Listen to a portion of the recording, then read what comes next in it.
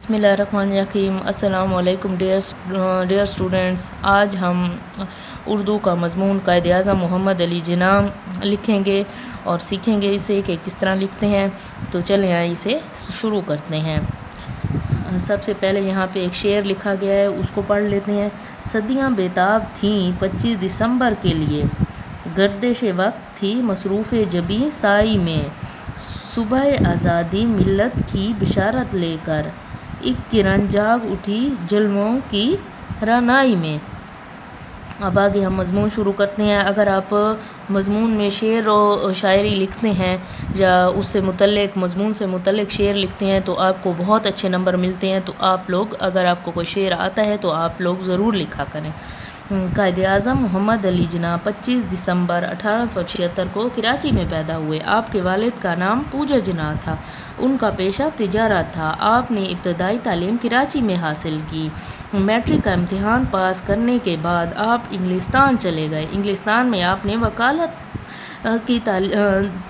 की तालीम हासिल की। बैरिस्ट्री का इम्तिहान पास करके वतन वापस लौटे। पहले कराची में वकालत शुरू की, फिर बम्बई चले गए। बम्बई में बड़ा नाम पाया।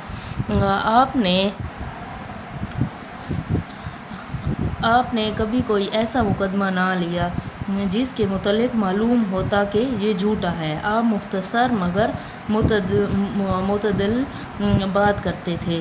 अपने मुकदमात में हमेशा कानून की बात की।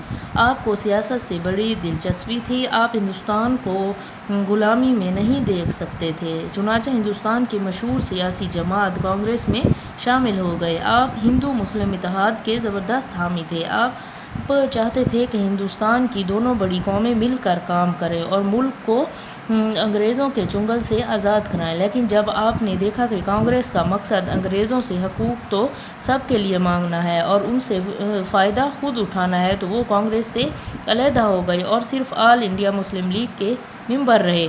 आपकी कारगुजारियों को देखकर कसरत राय से आपको ऑल इंडिया मुस्लिम लीग का सदर चुन लिया गया। कायद-ए-आज़म की क़यादत में मुस्लिम लीग एक बड़ी और मजबूत जमात बन गई। ये मुसलमानों की वाहिद बड़ी सियासी और मजबूत जमात थी। 1940 में लाहौर मिंटो पार्क, जिसे इकबाल पार्क कहते हैं, में आपकी सदारत में मुस्लिम लीग का एक इजलास हुआ।